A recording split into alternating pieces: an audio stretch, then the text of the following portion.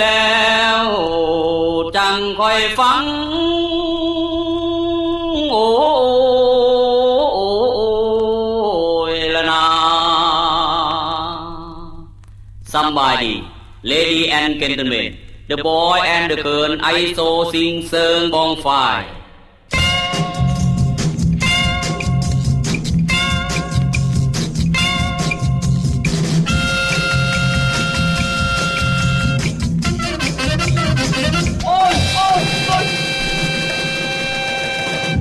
Good evening and welcome to Radio National ABC. Radio National, not to be confused with Radio National ABC. You're listening to the Lonely Hearts Club.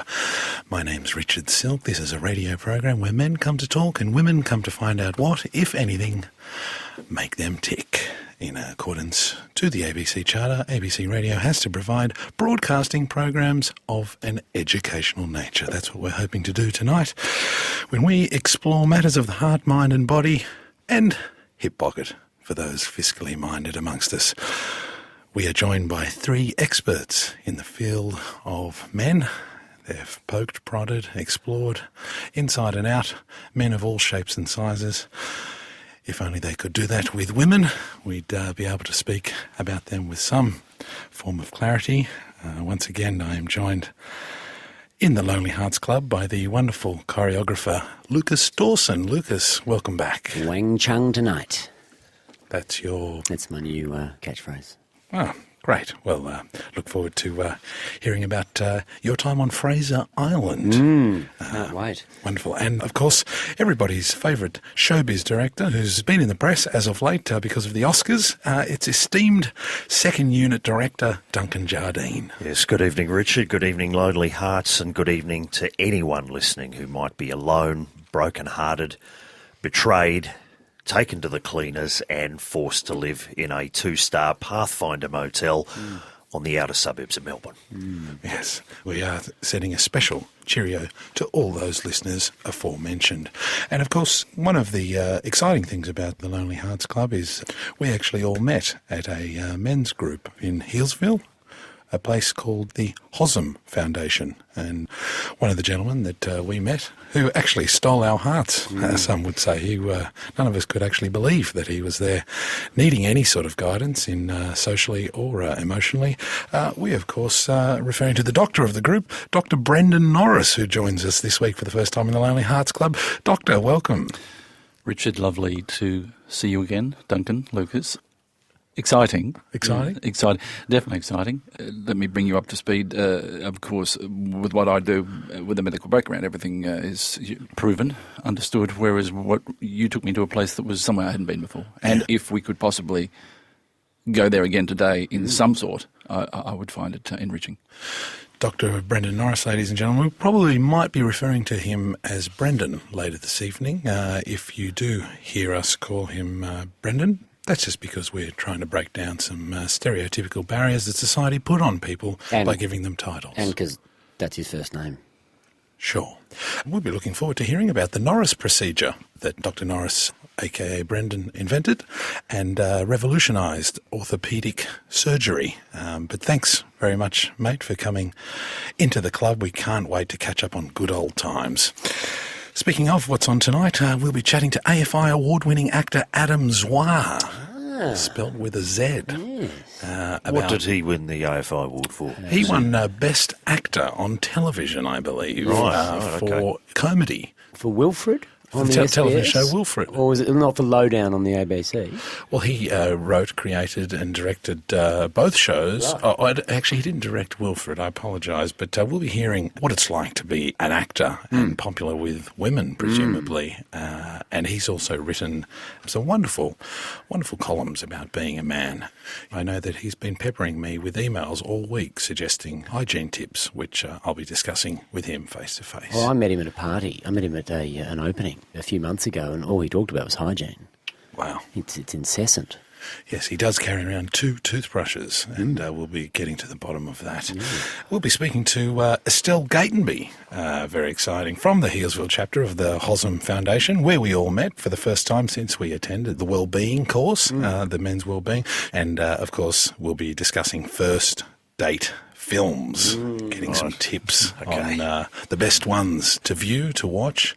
Would you prefer, Duncan, a cinema or perhaps in the intimacy of the home? I think the intimacy of an enormous home projection system. Wow. Which is, I've modelled my house on Elton John's house with the 69-seat cinema.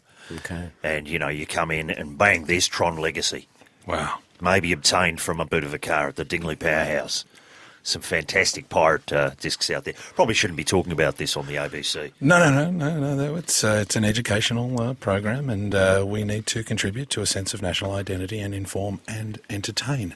We are, of course, here till midnight tonight, every Saturday until April 2nd, according to the Gregorian calendar. We're going to be joined by Estelle very shortly.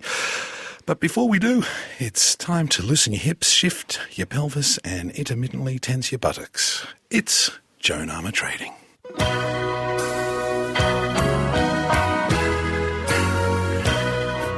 you do that to the boys? Don't you come on so willing? Don't you come on so... Joan, Anita, Barbara, Armour Trading, MBE. Wonderful. When did you get the MBE? When was that? She should have got it earlier. She should I'll have. tell you that. Yeah. Yeah. She got pipped in 87. Yeah. Picked it up in the 85 awards after apparently Prince Philip was a huge Drop the Pilot fan. That's right. He's often heard to say, drop the pilot, drop the mahu. Don't we love to say that? Drop the mahu. If you are listening, Prince Philip, we love your mahu. She was born in St Kitts, Saint Kitts. And speaking of kittens, we spoke to him briefly before the break, our latest member of LHC, Dr. Brendan Norris, or as I like to call him, Noz. The B-Dog. And, of course, Duncan's nickname for Dr. Brendan Norris is... The Doctor of Love. Dr. Norris, or Noz, as I may call B-Dog. you. Noz, talking about kits, you actually have a cat yourself, don't you? I do. And what's the cat's name?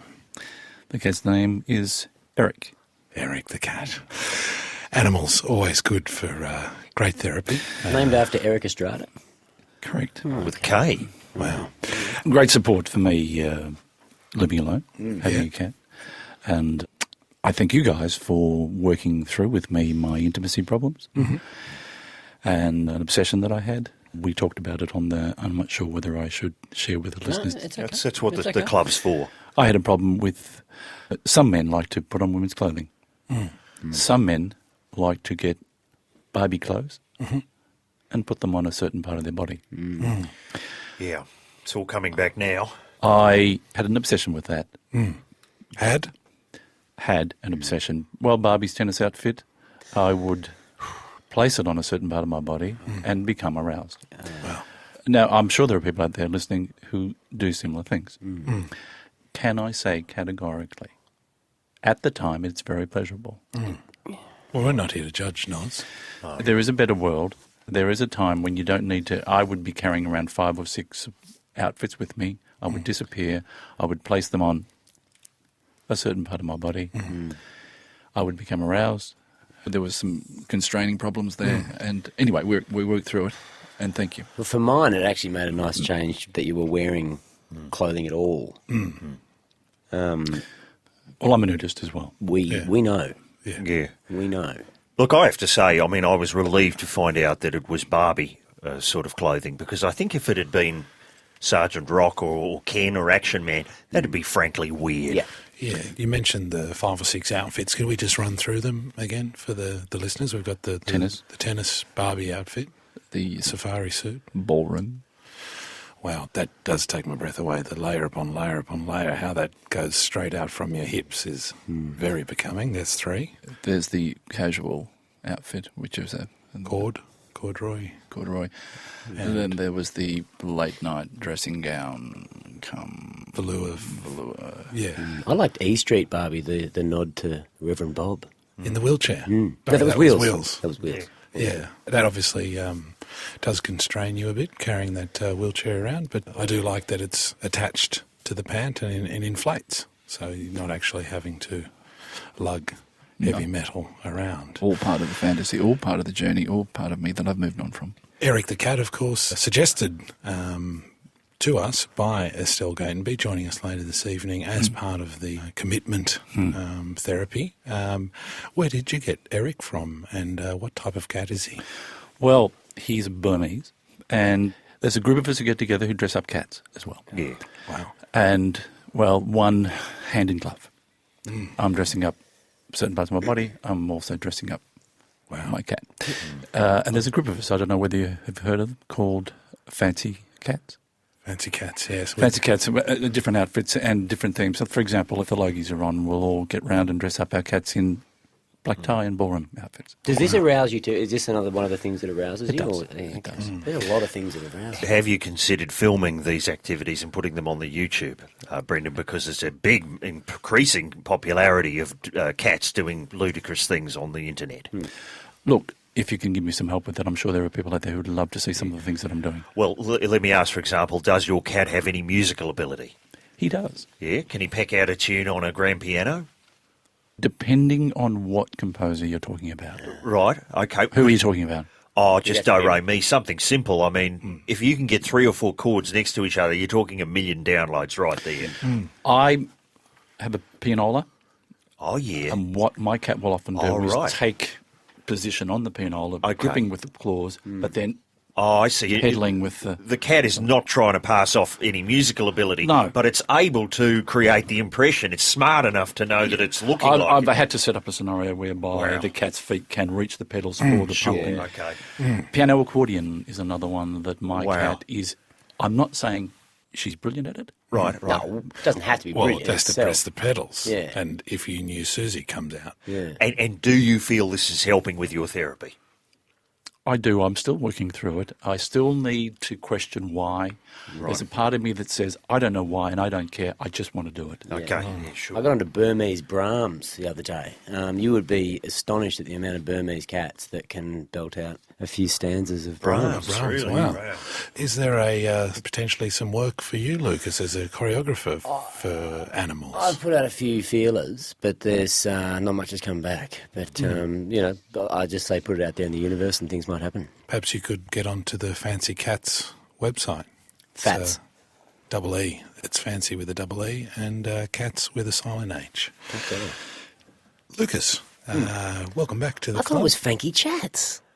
Yeah, but that's probably why the feelers haven't come Okay, back. okay. Joan Armour Trading did actually ask me to say thank you, Dr. Noz, for when she toured here last. Brendan treated her for an ingrown toenail. Wow. We said it was an ingrown toenail. Yeah. How does There was more to it than that. being an orthopaedic surgeon qualify you to work on people's nails?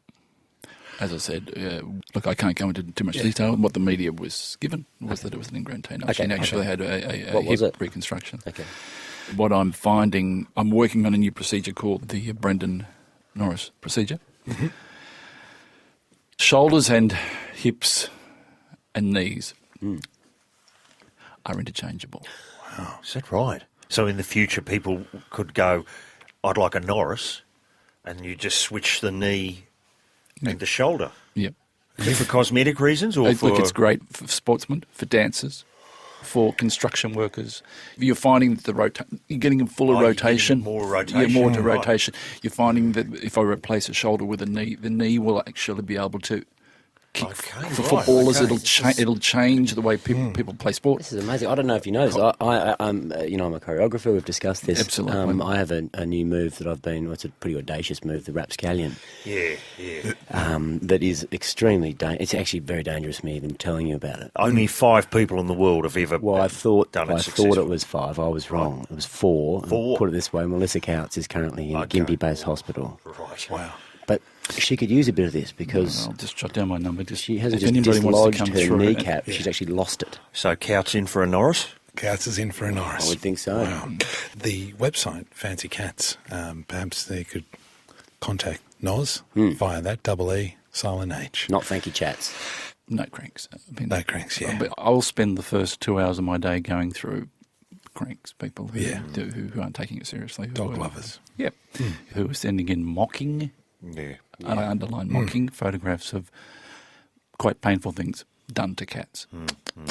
Dear, oh dear. So, Yes, well, Lucas, you mentioned Gympie. You perhaps were in the region recently? Well, yeah, I missed the show last week. And, oh, by the way, I must say thank you to all the people in the Twitter sphere who've sent their regards. I'm not actually ill. I wasn't ill, but thank you very much for all your thoughts and your kind words. No, I was actually up in Fraser Island.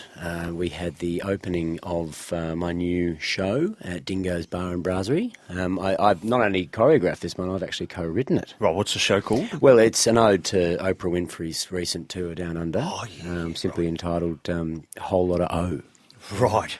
Anyway, we decided to start it small because we want to, open it in your regents and your star cities and your witches in breeches next year. But we just wanted to start off slow. And now it stars as Oprah, Duncan. Do you remember Kenny Larkin?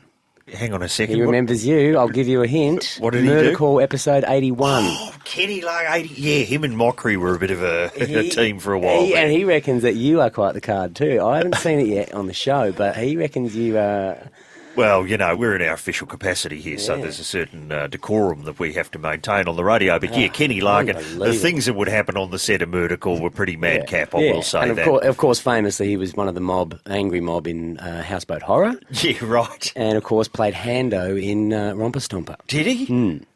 Right, okay. So Murder Call, just for those who don't remember, it was a television series. Show. It was crime solving. It was Peter Mockery and I think Lucy Bell. But really it was Mockery's really realm. was. 2 to 4. When it was on, you were just thinking Mockery. And Kenny Larkin reckons it was very Larkin too. But anyway, but actually, can I tell you what? Something happened. A bit of an incident happened during the final dress rehearsal on the Saturday afternoon. What's the theatre called on Fraser Island? Oh, it's called Donkeys. Donkeys. It's in Dingo's Bar and Brasserie, but it's a little offshoot. And anyway, the Rapscallion, I've managed to infiltrate it into the show. Wow. Goodness. Now, just for the listeners, for the layman out there, it's got a bit of two-step, a little bit of soft shoe, a little bit of Balboa, a healthy little smattering of neo-crump, and all encapsulated in a little bit of Finishes with Argentine tango. Of course, you misdirect the audience opening up with a point and chasse.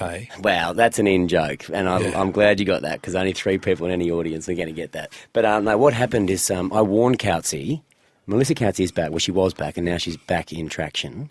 Right. I warned her to warm up.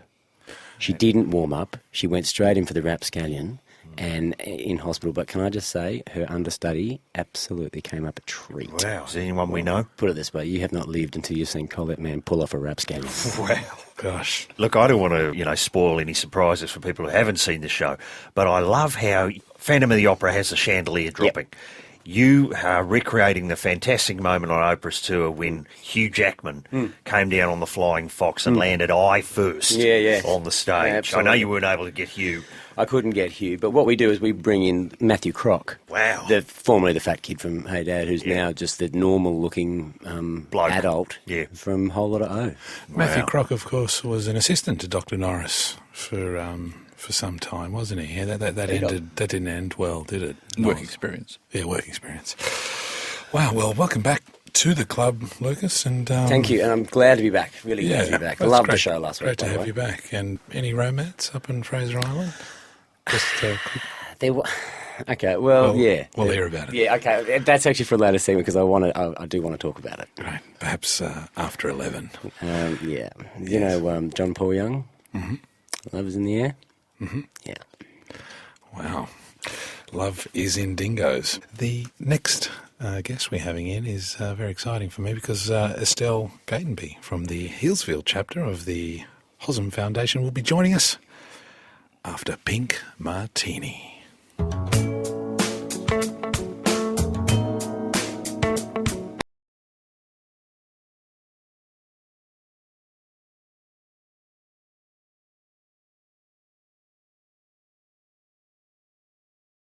Martini with a song about a gentleman whose name I didn't catch.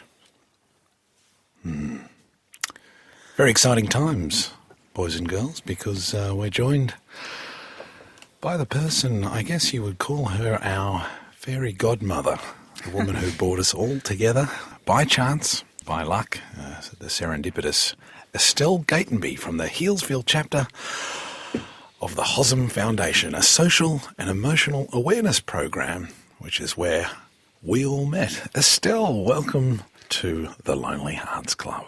Thank you, Richard, and congratulations, HOSM, class of 2010. Wow. Well, for those who don't know, tell us a little bit about what HOSM is, the HOSM Foundation. Okay, well, HOSM, Home of Sexual Men, was established in 2008, and it's an organisation which really concentrates on men. It's devised by men, it's for men, it's about men, it's run by women. Great. That's what sets it apart. It's a real difference in HOSM. And there's services for men that you provide. I guess, would you say you facilitate awareness emotionally and socially? Yes, that's right, that's right. We facilitate, we lead, we direct, we guide. We find that many men out there are very lacking in self-esteem through a number of, there are many reasons for it. Of course, you guys know directly, Brendan, where those self-esteem issues come from. And we work through those together as a group, individually and as a group, to move on to the next stage.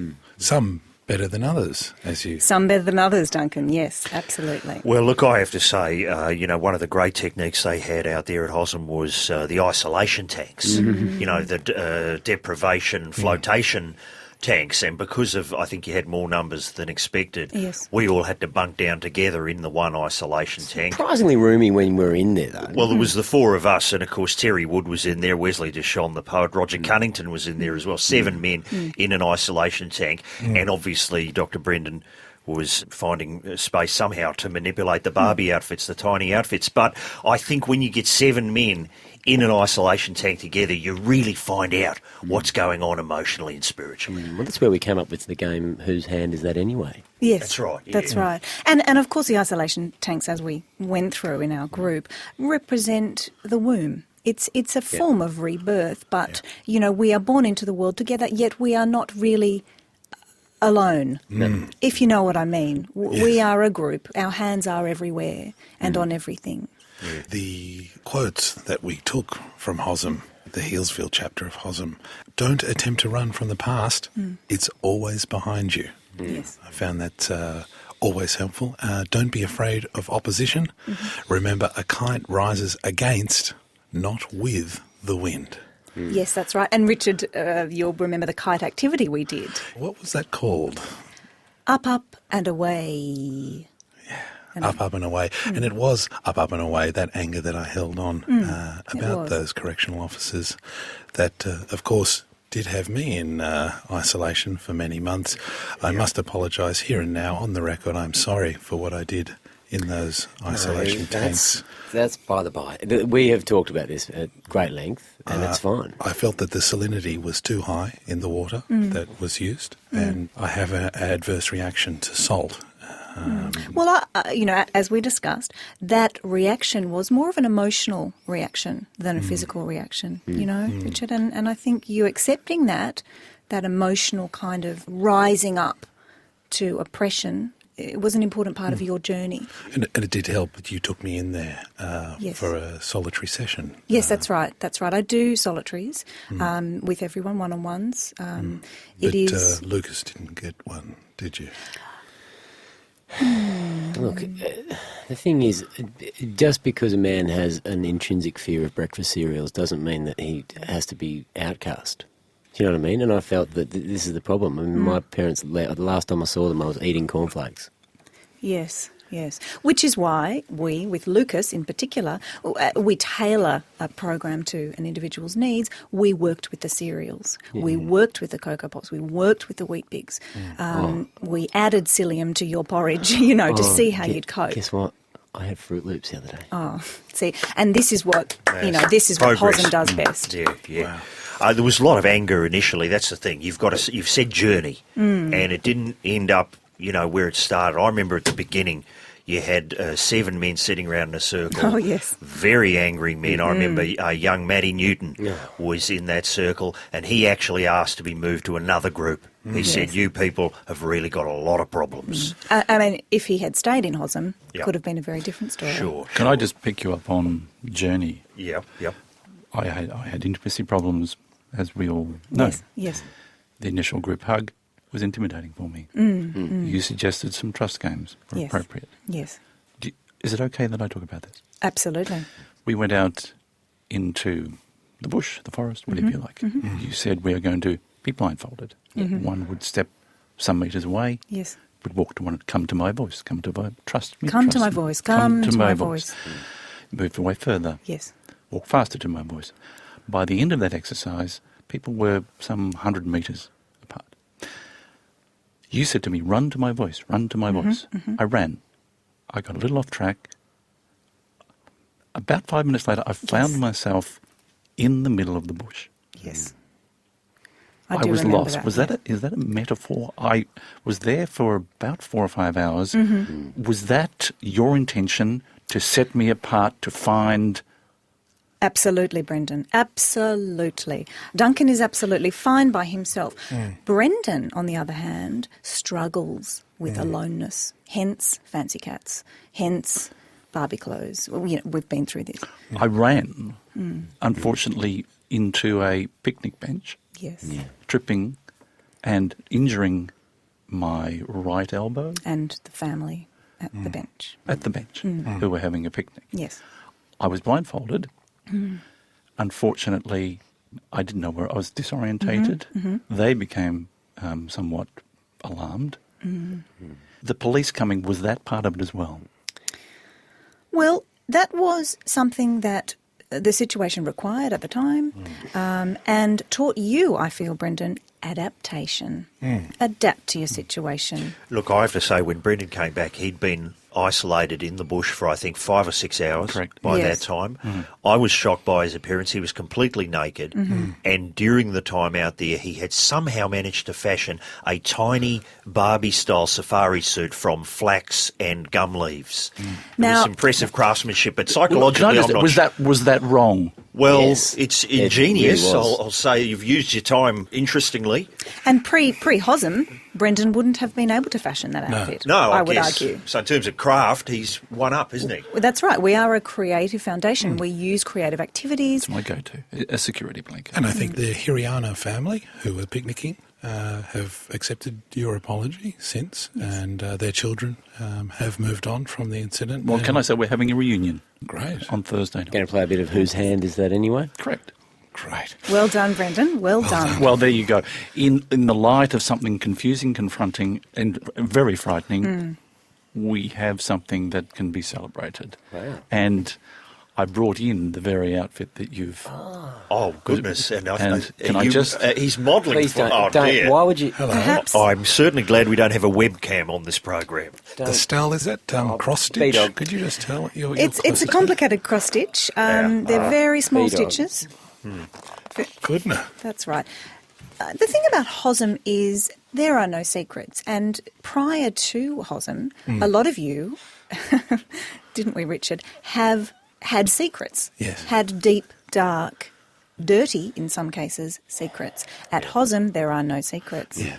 Well, look, I don't feel that here is time to discuss those secrets. Sure. Yeah, look, if you will I check the admitted records early on that I had done second unit on Dogs Head Bay. I like to get everything out in the Out. open. Yeah, early. absolutely. Wow. That's Well, why Duncan excelled in Hosm. Yes. Well, will you stick around, Estelle, Sure. please? We'd love to hear a bit more about the Homosexual Men Foundation. Of course, we'll find out how many more chapters there are outside of Healesville. Look forward to it. Right now, it's time to hear from a hot young Australian band named Spectrum.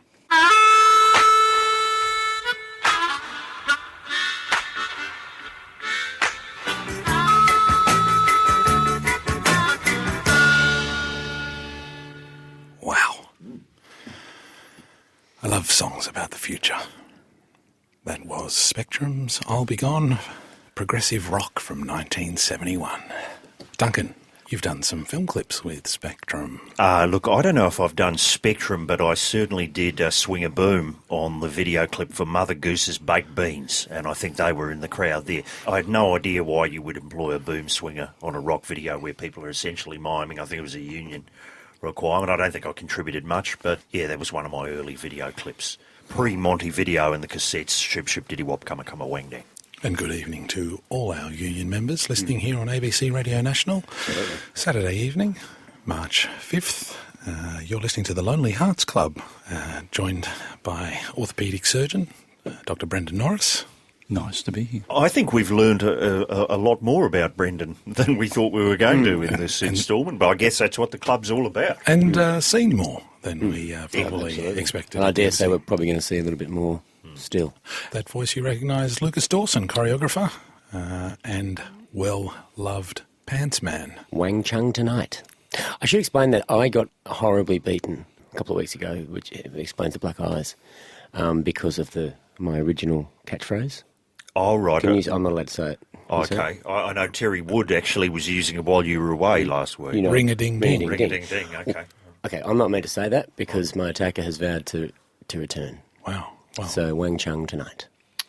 that's the new catchphrase for Lucas Dawson. Yeah. And, of course, esteemed second unit director Duncan Jardine joins us in the club again. No, it's great to be here, and I hope I'm not sounding bitter this week.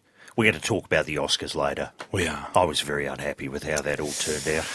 We'll get to that. We'll get to that. We'll get to that later, but first of all, we need to speak to the luminous presence in the corner of the ABC Radio National Studios. It's Estelle Gatenby, who's wearing a beautiful midnight green polo shirt with the initials HOSM with Healesville underneath it. What does HOSM stand for? Thank you, Richard. HOSM, homosexual men, Yes. and of which you are all graduates, and I'm a very proud group facilitator, let me tell you that much. Of course, for the first time listener, we all met at the HOSM Foundation, a social and emotional wellbeing Yes. program that we attended. I did love that trust exercise that you asked us to complete with the glad wrap and the egg. The issue I had, I guess, with that was I didn't realise that they had to be cooked eggs, boiled eggs. No, of course. That exercise, it's a well-worn one, that one. Glad to be alive? Question mark. Yeah. And, of course, one boils an egg, blindfolded, naked in some cases, depending on the individual, tosses the egg in the air, and their partner must catch it with a roll of glad wrap. And what was that called? Glad to be alive? Question mark. Great. Yeah, glad to be alive. I did think that the 8-hour window to do that was possibly a little too long. Okay. The smell of sulphur really sort of started to get to me after. Disagree with you there. I think I it's found just- it zen-like, Yeah. Wow. I'm with tantric. Fair B-Dog, actually. I found that very, very satisfying. With, With B-Dog. Brendan. he's a doctor, you know. Can I, Sorry, Dr. B-Dog. perhaps we could keep the nicknames here in a professional Sure. Yeah, we don't want another ring-a-ding-ding incident. But, I mean, that's obviously the difference. I mean, B. Diddy found it easy to cope with an 8-hour window because he has the ability to lock into a zen-like state. Could we put a limit on the number of nicknames for me? Let's go for 10. Right. Limited at 10. Absolutely, Brendan. Look, I agree with Frank and Norris. You know, many of the things that we were forced to do out there at Healesville, I found slightly mystifying. Yes. That thing where you had us all in the room together, completely naked, Yes. and then covered in post-it notes. Then each of us, if you remember, guys, was given a dustbuster and were asked to go at each other and see how many post-it notes you could get rid of. Yeah. I don't understand the point of that. What was that one called again? Float the note. Float the note, that's Float the right. Well done, Lucas. Good memory. And at the end, I think Dr. Norris was left completely naked, save for something he described as Monte Carlo Barbie. I thought that it was degrading, actually. I just still don't understand. Fulfilling. Right, I'm really? going to cut across you there. Well, Duncan, Absolutely. you know, I would ask you, why did you find it degrading? What was it in your past that linked you to that feeling of Here we go. degradation? Here we go. Well, I can't recall any incidents with either dustbusters or post-it Well, notes. you did mention an incident with a cleaner, age 13. Wow. yeah, Might No, remember. look, I don't know how that got onto my Wikipedia page. I don't know where that came from. Of course, Duncan Jardine being described as the Ricky Nixon of the second unit world when it comes to dating. The problem is, if you type my name into Google, it'll always come up on a page, dating a string of age inappropriate women. I don't want to go into that. That's been covered off in the confidential pages enough. I found that whole incident ludicrous. Here's what I did enjoy. When you got us all to sit in a circle and simply say, if you could go back, remember this, guys? If you could go back and change one thing, Yep. what would it be? And I know I said if I had to do things over, I probably would have done Series 5 as singers. But no, you said more psychological from the past. Yes, that's right. Was there a moment in your past where you would like to change something? And as you remember, we reenacted those moments. And right. Lucas, you remember your reenactment? We all remember it. Well, Made quite absolutely. a splash. Yeah, well, I actually started my own little game out of it called simply Plucking the Rat. Remember the Plucking the Rat, where I would pluck the imaginary hairs out of the imaginary rat Yes. until you're left with just an imaginary bald rat, which in the end of the day, it's all anyone really needs is just an imaginary bald rat. To get plucking. Yeah. It's always wonderful to see you mime handling a rodent. Made a lot more sense than floating the note. But of course, What about, sorry, Richard, chocolate cupcakes? Do you remember? Well, They weren't cupcakes, it's were one they? of the kind of famous things that Hossam is known for, the chocolate cupcake activity. It's a combination of baking, singing, dance, and in some cases, depending on your flexibility, gymnastics. yeah, the push-ups. That's was, right, that's right. We take a whole lot of cupcakes, which are stolen from various stores and stalls around Healesville. We collect the cupcakes all together as a group. We stand around the cupcakes, naked in some cases, depending on your special needs. beat off, Notice yeah. that you were always first to go naked, which I applaud you for that because I'm quite comfortable with it. Yeah. Yes. I know you guys had a problem with it. Estelle, Look, I think as a leader, it's important to lead, you know. This is the homosexual men, and a lot of the men who join this group have some kind of sexual block. And in order to unblock the block, one needs to unblock one's blocks. By getting plural, naked. plural. And stripping oneself of one's blocks, aka clothes, helps you to move on. The woman from the market who brought the cakes Yes. was somewhat disorientated by what she was seeing. Does she bring the cakes every week?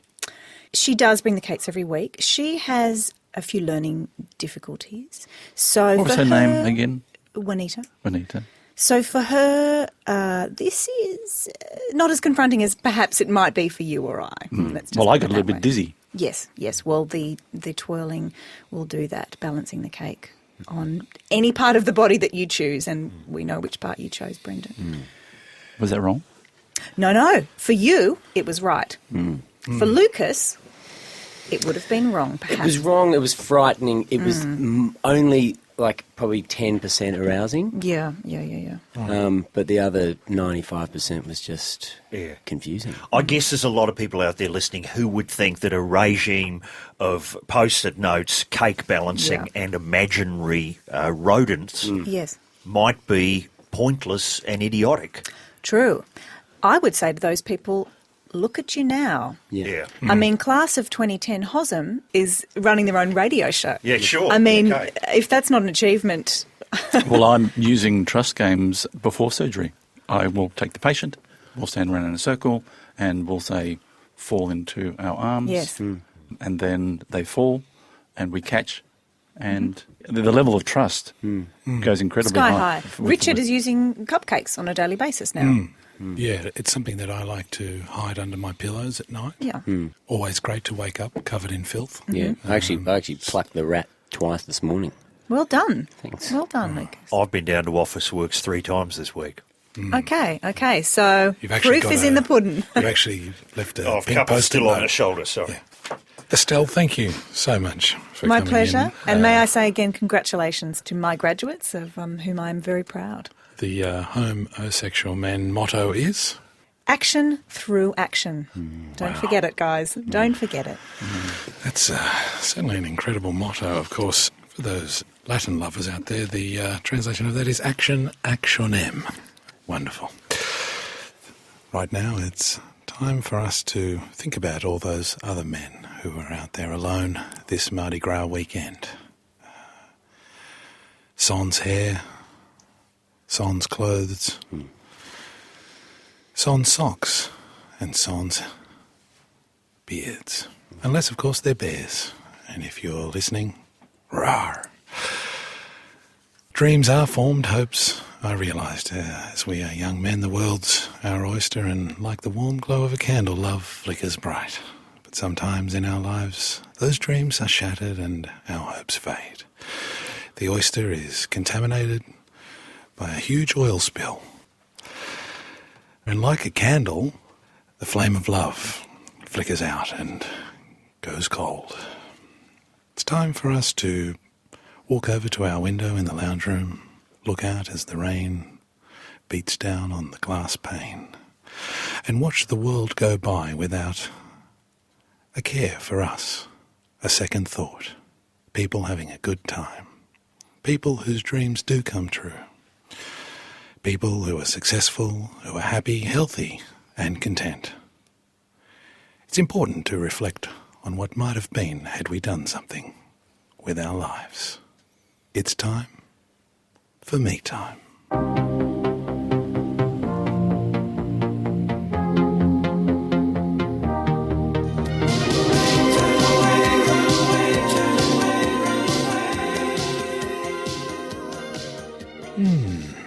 The debut single of the British synth pop group Bronski Beat. It was released in June 1984, just in time for the end of the financial year, and boy did they claim on the LP pressing of their album The Age of Consent. It reached number 3 in the UK and 7 in Australia.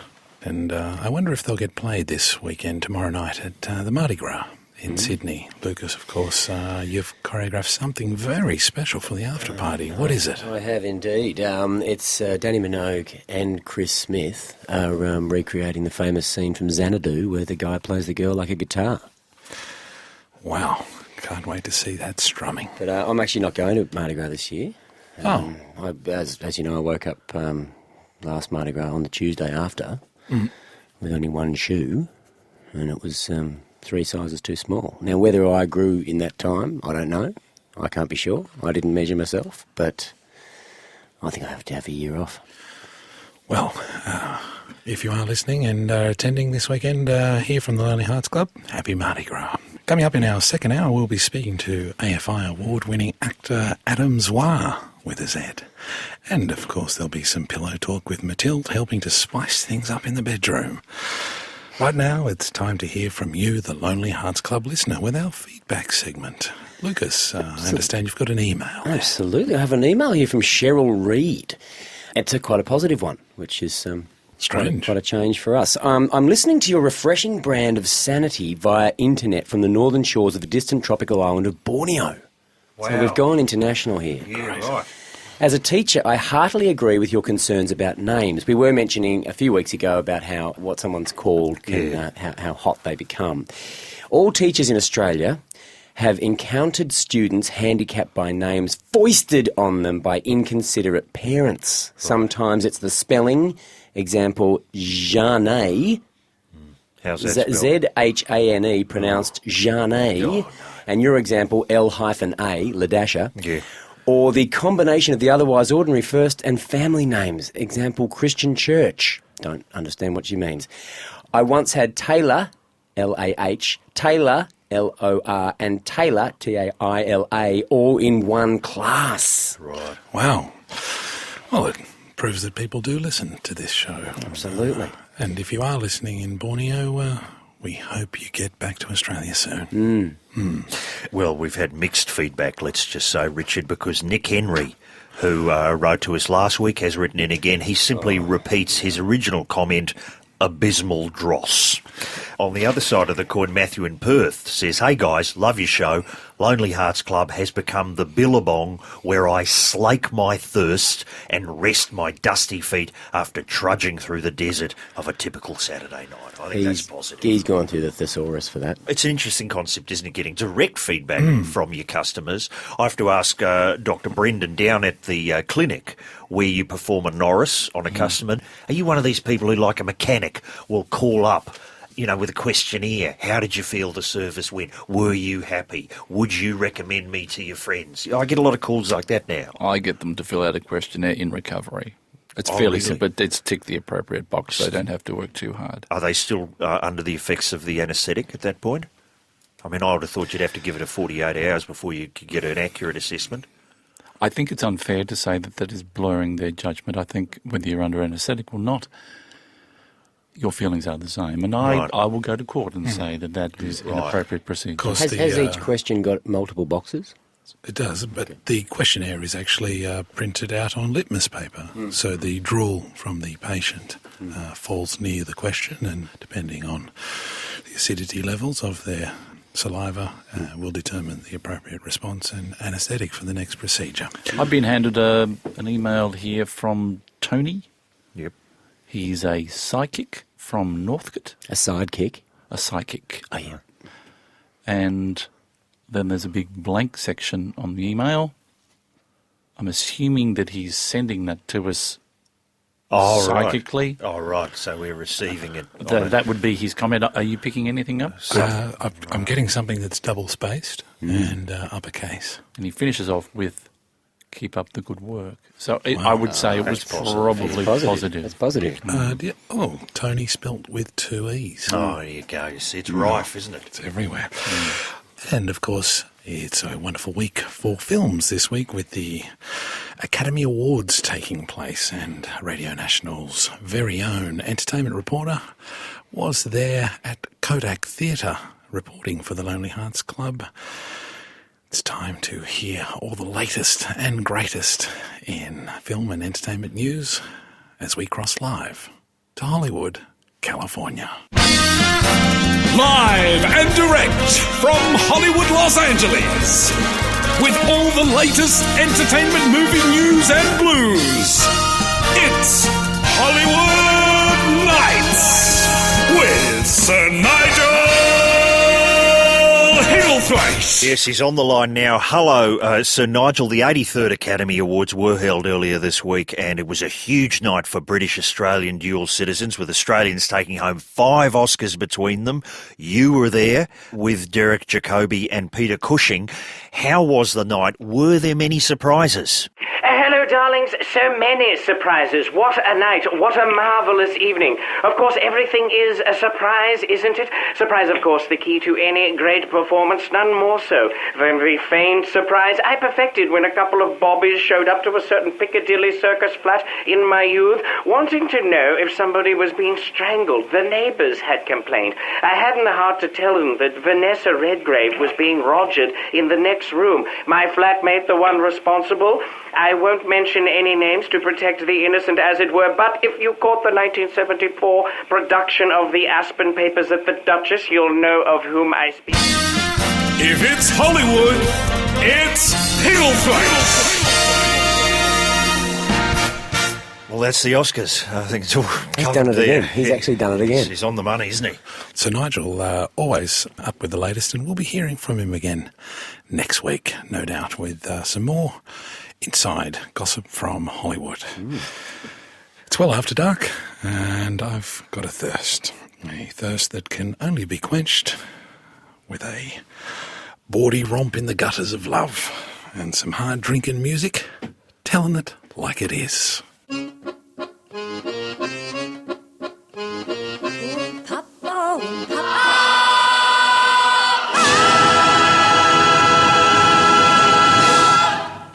Pa. What an incredible tune that is from the 1968 film Oliver, the film adaptation of the book by Charles Dickens. You know, I choreographed a version of it. It wasn't actually Oliver. Yes. We couldn't afford the rights. We dropped 3 songs and we called it Tales from Dickensian London. Wow. And you managed to get away with that? Right. And I tried to get Fagan to pull off a rapscallion, and it ended badly. Yeah, I don't think Ridge Livermore is up to that these days. More, please, I'd But say. Henry Zepp stood in and absolutely nailed it. He's not a dentist. He's not a dentist. Wow. We are the Lonely Hearts Club here on ABC Radio National. Our Lonely Hearts hotline is 1300 653 891 and our Twitter page is at Lone Heart Club. The second half of the show we'll be joined by AFI award-winning actor and pantsman Adam Zwar, spelled with a Z. He's a renowned pantsman? Allegedly, he's a male actor who's won awards, so presumably he's been places we haven't. Okay. Speaking of pantsmen, there's 3 voices that you may hear and recognise. Joining me here tonight in the Lonely Hearts Club, we are, of course, joined by orthopaedic surgeon Dr. B-Train, Brendan Norris. Brendan. Nice to be here. That's 8. That is 8. Eight. So we're getting close to the limit. Settle down, brains. Lucas Dawson, choreographer and Fraser Island tourist. Wang Chung tonight. Is it sounding all right? Not working. Yeah, I don't know if that's going to catch on. I mean, if not you got beaten up for ring-a-ding-ding, I mean, who knows what'll happen with this one. Preferably knees this time. And possibly the most professional of professionals, esteemed second unit director Duncan Jardine. Yeah, thanks very much, Richard. And we did have a bit of Oscar talk there with Higglethwaite. But I think when Mr. Zwar comes in, maybe we can open that whole can of worms because there's a lot of unfinished business there. I wonder if he could talk to us perhaps about some films, some date films. I wanted to just put it over to the group and actually have a chat to you guys as to what some of the best first date films are.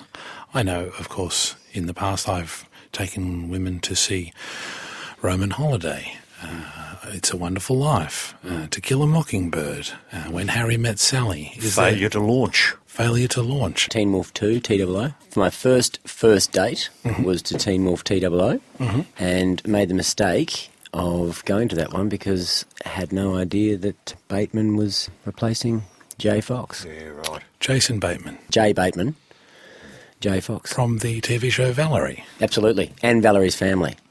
Wow. Member thereof. Is there a film, Dr. Norris, that you like to take first dates on? Well, I saw Pretty Woman at a drive-in back many years ago. I went by myself, hoping to meet a woman. Unfortunately, I approached a woman on the way to the toilet. I didn't realise that she was with someone in the car. Okay, yeah. We chatted for a moment. I ran into the husband. We got into a physical situation. Oh, okay. Fisticuffs. I was struck by a blow. I know what that's about. I ran off. Yeah, okay. And I don't know about you, but running through a drive-in at full tilt, Yeah. every 20 or so metres, there's a little rise. Oh, yeah, okay. So you're seeing double. Yep. You're tripping over the wires that are leading into the cars, and you're going up and down little hills. Yeah, It wasn't the best way to meet a girl. The film itself, terrific. Yeah. The event, not so. I would have gone home and plucked a rat. Pretty Woman's always one of my favourites. I do like Leaving Las Vegas and many other films such as Monsters Ball that feature prostitutes. It's always something that really gets the topic on the table early on. Hopefully by the time the credits roll, we're discussing the transaction. Hopefully that will be occurring later that evening. Up front. Well, that's the best way to be when you're paying $138 an hour for their company. We'll be speaking to Adam Zwar, perhaps about his first date after the break. AFI Award winning actor. But before we do, it's time to spice things up in the bedroom. It's time to hear from Matilde with this week's edition of Pillow Talk. Son démon. Je crois dans ma cœur.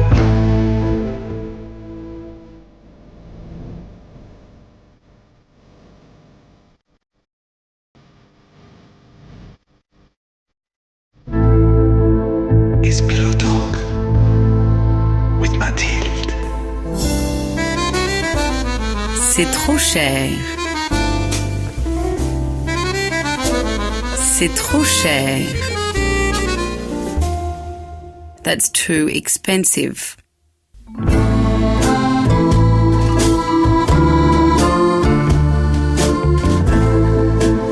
It's Pillow Talk with Mathilde. I have to say, Dr. Brendan is looking slightly confused. Is that the intent? That's meant to help people who've lost some spark in the bedroom to perhaps incorporate the language of love, being French. Of course, Mathilde, no one does it better than Mathilde Feta. It's her surname. Really? F-E-T-T-A. Named, of course. Is she beautiful? She sounds beautiful. I'll have to introduce you next time she's in town. She's currently in an emirate. Which of the Emirates? Not actually sure. I've been emailing her and she hasn't written back, but I believe she's with Someone who has a royal title. Let's leave it at that. Wow. Wonderful. She gets around, Matilde Fetter. Dave Jester. Was he the lead singer of Screaming Jets? No, the bass player with the tin lids. Wow. Right now, it's a song by an ancient minor supercontinent for all the fans of Doug Spencer. Hast du etwas Zeit für mich? Singe ich ein Lied für dich von.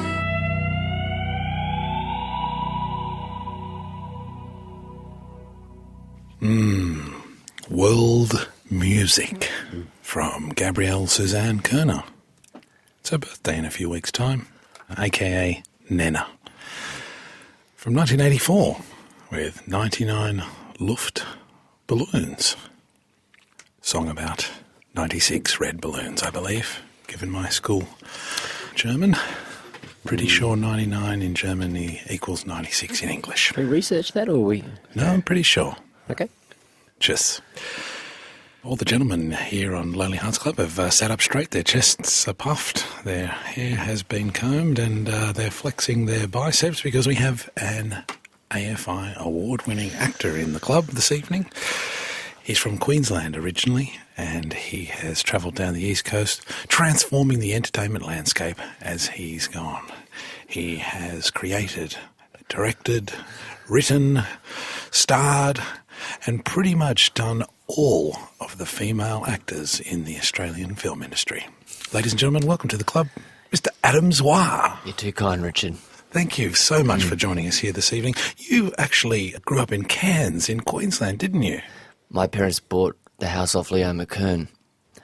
Rumpole of the Bailey. In 1971. Yeah, he was living in Cairns before Blue Lagoon, because he left the industry altogether and at that stage. And my dad was doing a story for the Times in London, and a real estate agent was showing him around Cairns, and he said, I just want to show you this one place. He was kind of like a tour guide for Dad. And he said, I want to show you this house on top of a hill.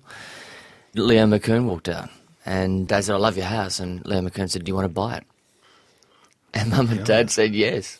Wow. God. This should be pre-Rumpole, wouldn't It it? was pre-Rumpole. Unbelievable. But post-Help.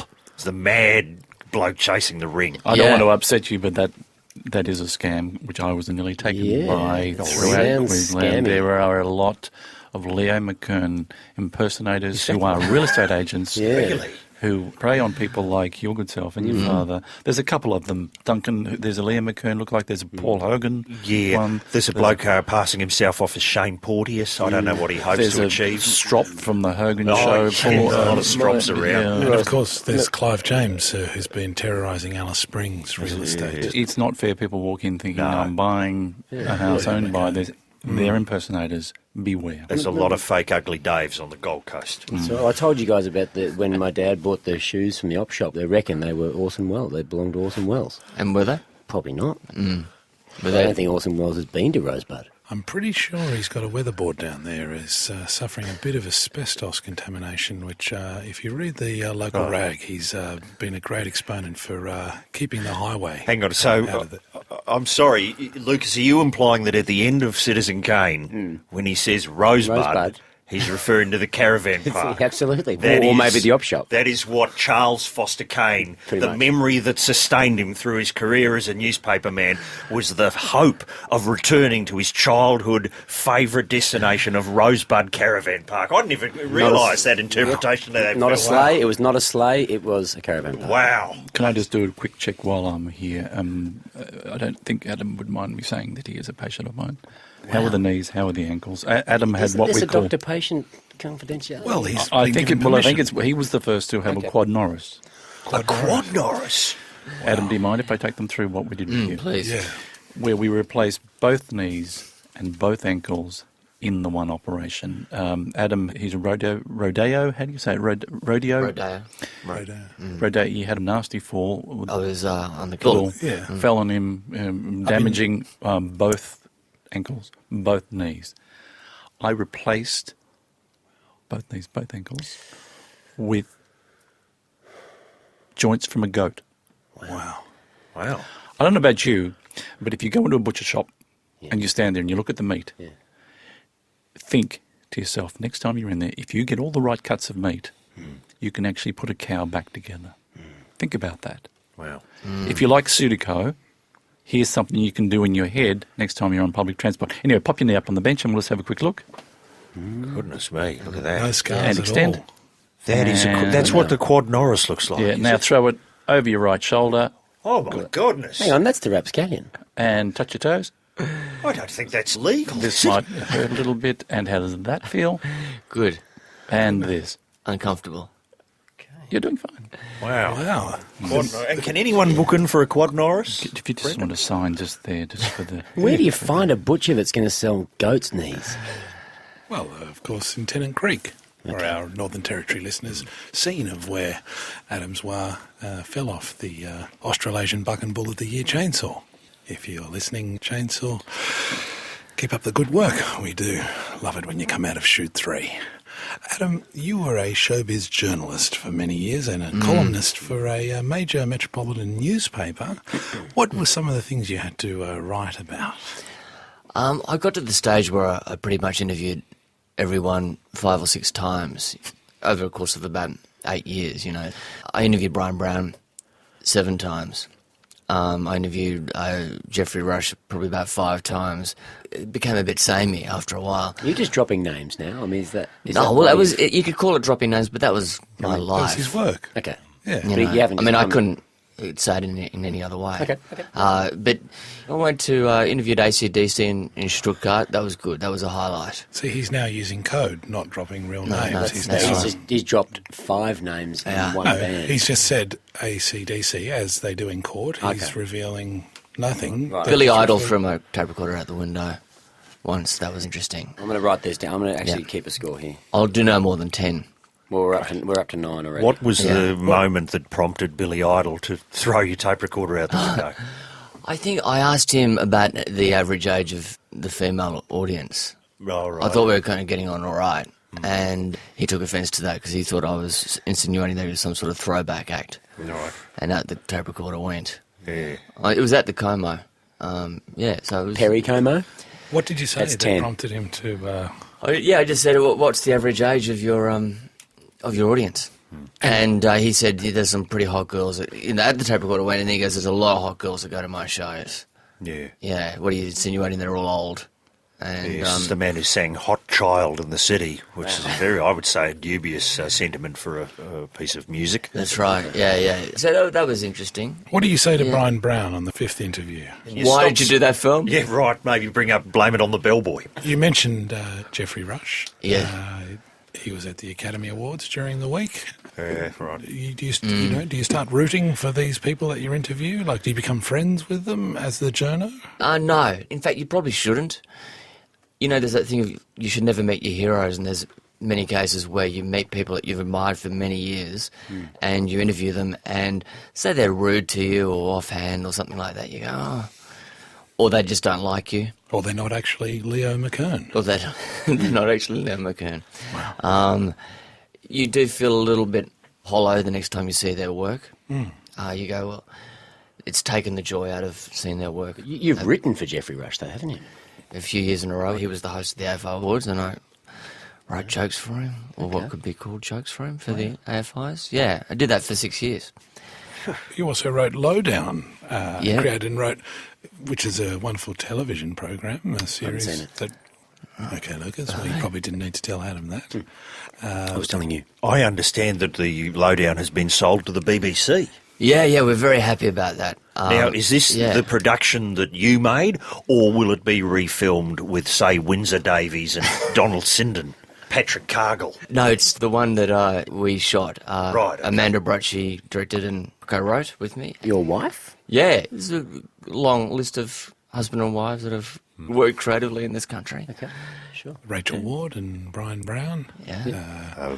Warwick and Joanne Capper. And Doctor and Bryn Edelston. Bryn, yeah. and of course, John Michael Housen and Roland Rocketich. Roccacelli.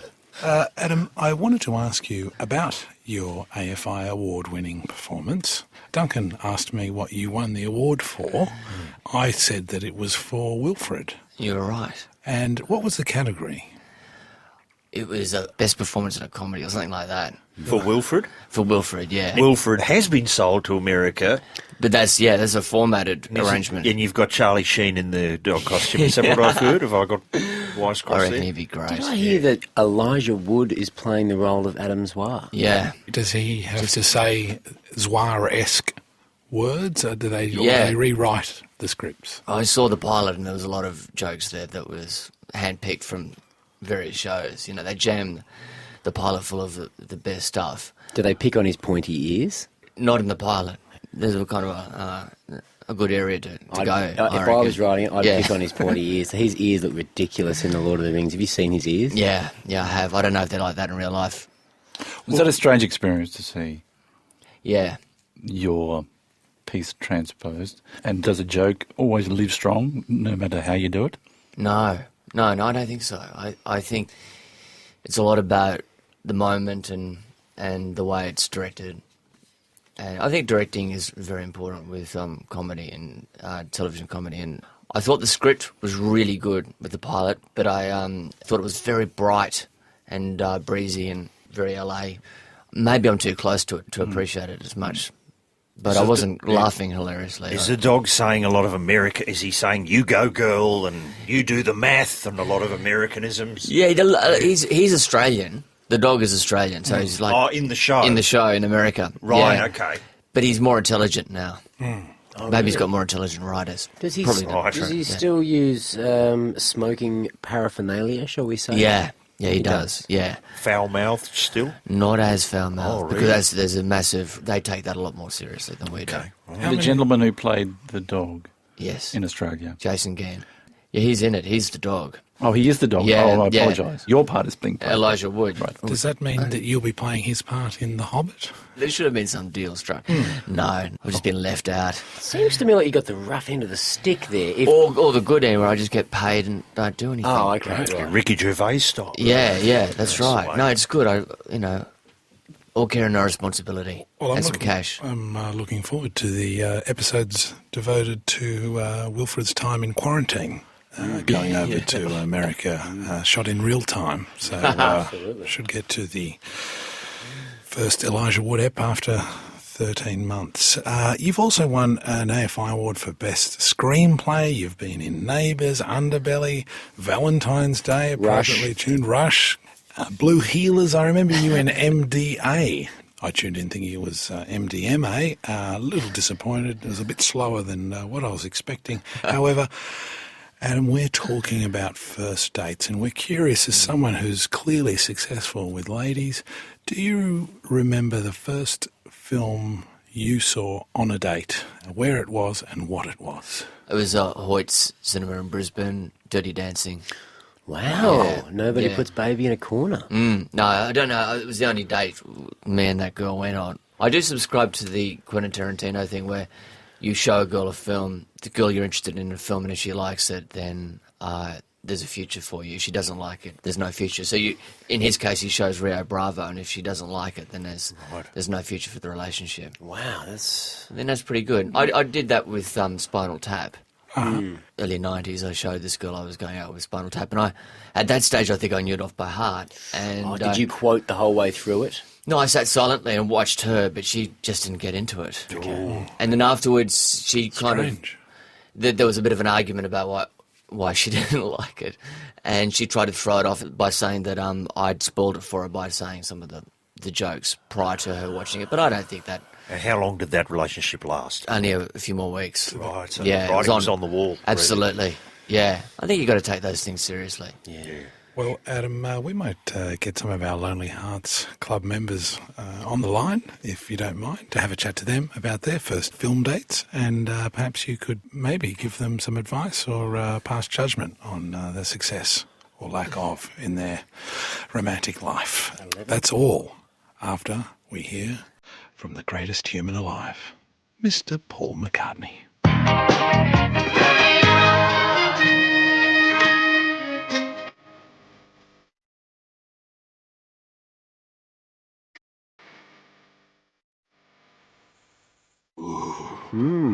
Paul McCartney, he's so dangerous. There, who can forget the clip for that one where he's playing all the parts? 10 roles, in fact, Duncan. Wow. And forgive me if I bring this up, Duncan, but Duncan Jardine shot the close-ups of the drumsticks on the drums. Second unit. A lot of people like to say that I was the first person to shoot a drumstick hitting a snare with water flying up. Yeah. I Everyone don't know does They if would be right. That's true. But They would be right, of course. Yeah.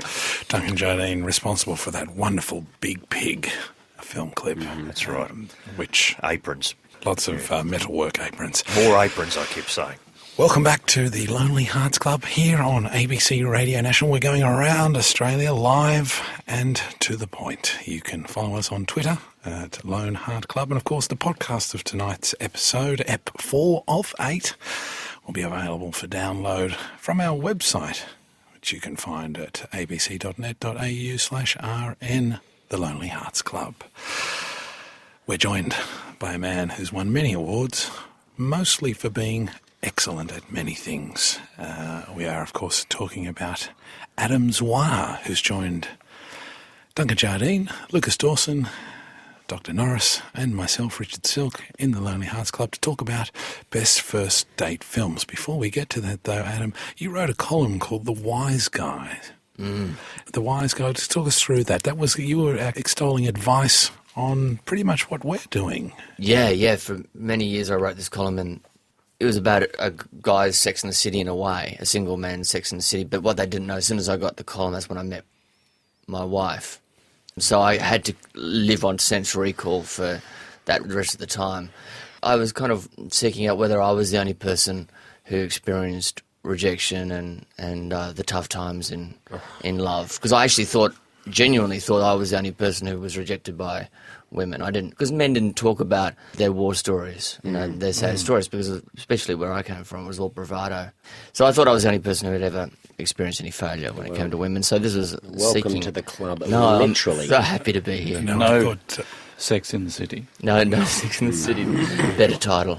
It was a wonderful manhood forum, and my favourite column was the one you wrote about having seen the feature film A Bronx Tale, in which Chaz Palminteri, who wrote the film and starred in it, directed by Robert De Niro, gives advice on how to spot a selfish woman. Do you remember that column? Yeah, I do. Basically, he says, if you open the door for the woman and then you close it and you walk around the back of the car, watch to see if she leans over to unlock the driver's side door. If she does, she's a caring person and possibly a keeper. If she doesn't, then you have no more contact with that woman. Of course, falls down if you have central locking. Yeah, I Or mean, if she has no hair. I mean, it's a good metaphor for many other things. Yeah, I seemed to follow that to a T until I realised the error I'd been making was I was opening the boot and asking them to get into the boot and waiting for them to Rather open it on the inside. On one of my nurses, and during an operation, as we were finishing off the stitching, I did the first knot, hoping she would put her finger on the knot so I could do a double knot. And where was she? She didn't. Wow. Well, she missed out. Well, Keith, another male nurse, did it, which... Well, and he's been duly promoted within the clinic. Of course, Dr. Brendan Norris, the inventor and proud exponent of the Quad Norris and the Norris procedure. And Adam Zwar is one who's benefited from the Quad Norris, not even using a chair at the moment. He doesn't look comfortable, I will just say let that. me show you something. Watch what happens when I get him down on all fours. Oh, hang on. Adam, I'm just going to do this. Okay. Oh, no. Wish we had a webcam now. Oh, hang don't, on. for Hold God's on. sake. Why would you... I'm giving him my full weight. Wow. That can't be healthy. Where is your Achilles? I don't have an Achilles. It's That is It's your Achilles heel, knee. though, isn't I've it? had it framed. It's on my office Wow, wall. the Quad Norris. Quad Norris and nothing. The Manhood Forums, that's what the Lonely Hearts Club has been referred to. Adam, did you ever have to refer any of your readers to a film that may help them on a date, a first date?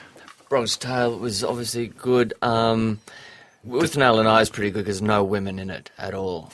So, you know, if you just need a break. I'm not sure that film will lead to sex after the date. However, in Lucas's instance, Has numerous times. it might. Uncle Monty. Right on the scene where they find the matter in the sink is usually a bit of an aphrodisiac moment. Here, hear. For me, anyway. Adam, do you mind? We have some patient Lonely Hearts members on the hotline, keen to help prospective daters and datees out there with their suggestions of appropriate films to potentially see on a first date. We're going to traverse all the way up to Brisbane in Queensland, your old home state, and hear from Joan. Joan, talk us through your film suggestion. Well, the first film we saw was a Margaret Rutherford film, which was the Miss Marple, Agatha Christie style film. And there was a mad scene in it where an Australian was meeting an Englishman. Well, my husband started to laugh so much that he had to leave the theatre. Then I started to laugh, thinking, oh, what's happened? So he arrived back, and every time he went to sit down, he'd start laughing again. So we've been laughing ever since. But it just seemed so ridiculous. It was a silly scene, and the whole of the theatre started to laugh at nothing. So that was a very good start. So you've had a big fat laugh at Murder Most Foul.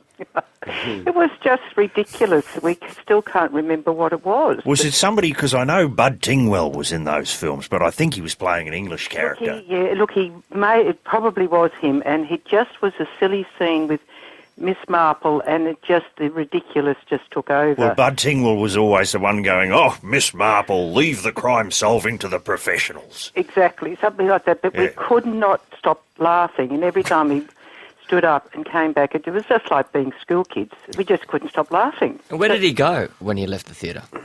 He just used to stand outside to stop laughing, and then would come back again thinking, I've composed myself. And Joan, do you still have a laugh at what was the last film you saw where you really piss yourselves? Schindler's List, I believe, was the last great belly laugh. Ah, cool, surely not. Look, we just seem to laugh at anything that's so stupid, and he says, that's not funny, and I said, well, it is. So the ridiculous always takes over. They say that laugh and the world laughs with you, you cry and you wet your face. So. Exactly. Thank you so much, Joan. I look forward to your review of African Queen. There you go. So if people are looking for a first date movie, maybe they could read Murder Most Foul. Yes, and all the Agatha Christie fans out there, good evening. Thanks, Joan. We're back down to Melbourne. Max, I know there's a film that you like to turn to on first dates. What is it, Max? Yes, gentlemen. Well, I'm a big proponent of the theory of scaring them into your arms, if you will. Wow. So what are you thinking, maybe like When Harry Met Sally?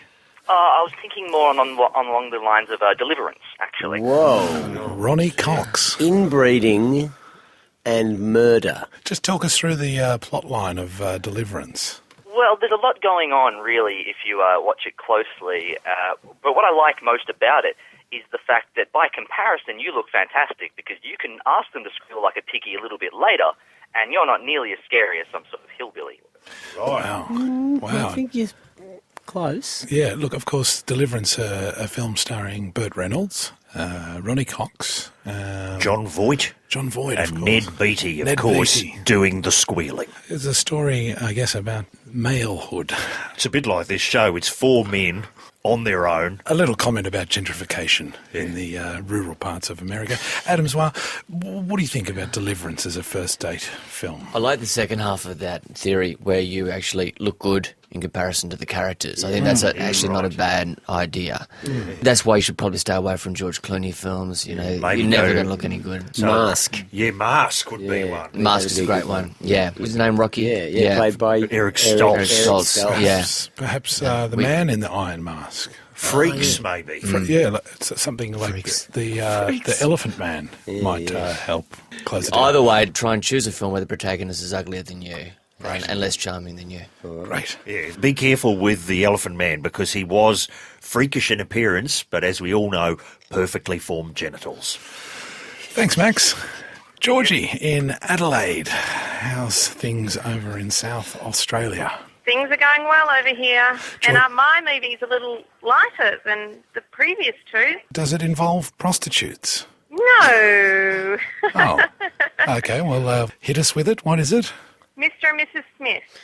The feature Angelina film. Jolie. Where she stole Brad from Jen. That's it. That's the subplot to the whole movie, isn't it? What happens in Mr. and Mrs. Smith? They're spies. They're married couple that do not know that each other is a spy, and then they get given the job to assassinate one another, not knowing that that's the person that they're due to kill. Romantic stuff.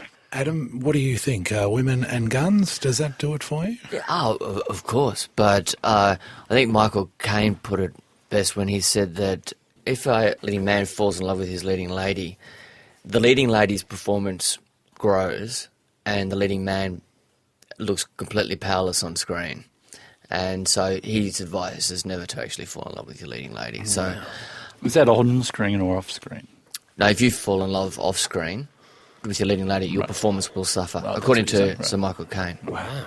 So don't do it. George, has this been a successful first date film for you? It was a successful first date movie. There was something for him to watch, something for me to watch. Do you get jealous at all if he's got something to watch? No way. Wow. Happy days for everybody. Absolutely. Well, Georgie, that's exactly how I felt when I saw Leaving Las Vegas, Casino, Trading Places. Half Moon Street. Jodie Foster in Taxi Driver as a young one. Rosario Dawson and Alexis. All prostitutes. Liddell, all prostitutes. Okay. Charlize Theron in Monsters Ball. It was Mira Sorvino in Mighty Aphrodite. But Sigourney Weaver in Half Moon Street, you haven't mentioned that. I'm not a fan of her work ever since she was in All the Rivers Run. Ah, right. Thanks so much, Georgie. You're welcome. We'll keep an eye out for all your recommendations on your blog page, Mr. and Mrs. Smith fan3.com. Adam Zwar, just in closing, you're on Twitter. Can we seek your advice via Twitter? Is there a way that we can do that? Just ask. At symbol Adam Zwar. That's it. So page. There's a production you're involved in that we can't talk about, all very secret, that we see you gathering with ABC execs outside. We'll let you get back out to chat with them. But where can we see you next? Is Lowdown being screened on iView repeatedly? Yeah, it's on ABC 2 at the moment, on Thursday night, 9 o'clock. There's 2 more episodes to go, and hopefully we're doing another one. The unusual scuttlebutt I've heard is that you've had the green light for the 3rd series, but there has been no support coming forth for the 2nd series. I don't know how that's going to play out. Are you available to do 2nd unit? I'll do any shots of a cup going down on a coaster. I'm happy to do that. What about that stuff you did for Wilfred with the poo shots? Famous. Look, I've done a lot of poo shots generally, and paw, anything with paws. Bob Morrison, the hand of the dog just pushing open the door, anything like that. Wilfred was all poo and paws, wasn't it? A lot of poo and paws. We had Duncan in a lot. A lot of people don't know that the poo is actually made out of coffee, flour and muesli. I just thought I'd better tell that to Wilfred fans. Who do you charge with that exploration of discovering that? The art director concocted that. Elijah Wood's doing it on the American version. Yeah, that's part of his contract. Thank you very much. Dual AFI award winner, Adam Zwar? Yes. Is Zwar a stage name? No. Sounds made up. Really? I happen to know something about Adam Zwar, spelt with a Z. Yeah. His family was involved with Orangina. Is that how it... Yeah, it's not actually direct family. My parents were guardians to these 2 girls, and one of them married the guy who invented Orangina, the French soft drink. Oh, right. Yeah, so it's a bit of a long connection, but yeah, But, I still enjoy it. Making the claim at the deathbed. Thanks so much, Adam Zwar. Thanks, Adam. Always great to see you, and all the best in all your pursuits, be they marital or extramarital. Right now, it's time to hear from a Berlin-based multilingual band, Stereo Total.